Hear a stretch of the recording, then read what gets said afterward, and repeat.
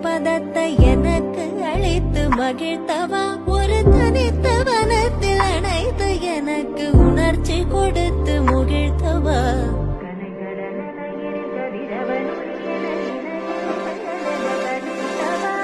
கதறி மனமுருகனா அழைக்கவோ இதர மாதருடன் நீ கழிக்கவோ கதறி மனமுருகனா அழைக்கவோ இதர மாதருடன் நீ கழிக்கவோ இது தகுமோ